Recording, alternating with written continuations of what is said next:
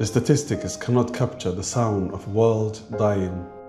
To understand the immediate effects of the drought in this region, you must stand in the dust. You must look into the eyes of those who have nothing left to lose.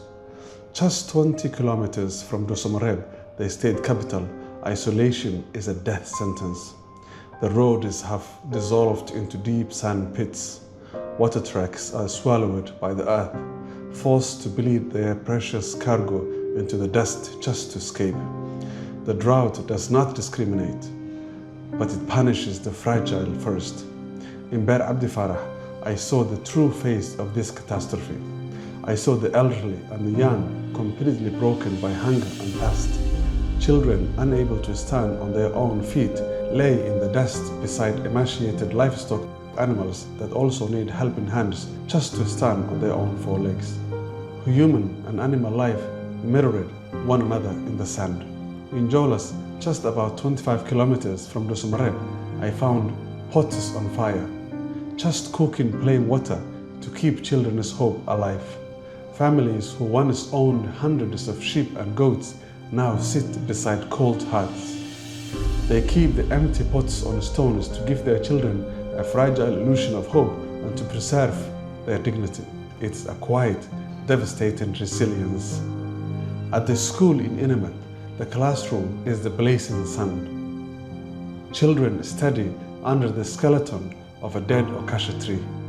The glare is blinding. The heat is agonizing. Half of their classmates are already gone, scattered by the wind in a desperate search for survival. In Gadon, the social fabric is stretched to the tearing point.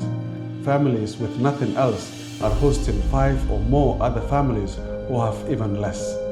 And in Hondurre, the only water available smells indistinguishable from a rotten carcass. I watched an old man drink it. It's a choice between poison today or death tomorrow. In Sangoy and Olol, the ground zero of this nightmare, the epicenter, the old boreholes have become tombs. 30-meter shafts built to bring life are now overflowing with the dead. A camel is a fortune in times of drought. I saw 30 or so dead camels scattered in just a few kilometers. One had forced itself into the thorns of a Dhusamareb tree, chasing a few dry leaves it could never reach. It died trapped in the branches of the Dhusamareb. Everywhere, stories of dead camels are a common thread. An entire way of life suffocated. I stood by a dry underground pool to document the cracked earth at its floor. Suddenly, herds of sheep came from everywhere, running toward me. They didn't come for water. They knew there was nothing. They looked at me as their last hope. Dozens of unblinking eyes begging for a miracle I could not give them. I was in tears. I could not bear it. When I walked away, some tried to follow before collapsing back into the dust. The drought takes the water first, then the livestock, and finally the human spirit. Mothers and fathers who define themselves by their herds have lost their identity. From Higlale to Olol to the Girijir to Qotqot and Gabon, the experience is the same and the stories are identical. The horror of the drought echoes just as loudly in Balahat, Tul Al Hassan, Girijir, Qotqot, Gabon, Ton, and the surrounding villages where the land itself seems to have surrendered. I saw communities in these areas, their faces edged with exhaustion and grief, yet smiling in the hope that the Almighty will sustain them through these difficulties. They confidently state that only in Allah's hands shall their thirst be quenched. What goes unsaid, however, is their silent mourning, the heartbreaking loss of their generational wealth, which now lies scattered as bones under the unforgiven sun.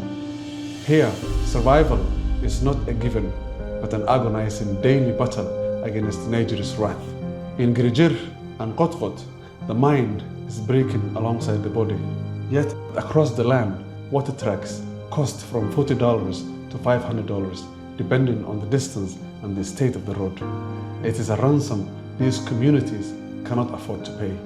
After every prayer, masjid imams and other community leaders beg worshippers for their last cents just to keep neighbors fed until the next day. The desperation is so absolute, it has pushed communities beyond the edge of endurance. Their patience is sustained by their faith. Their belief in Almighty Allah keeps them hopeful and smiling at the same time. Their patience may be endless, but their time seems to be running out. It's a crisis no responsible human being can afford to look away from.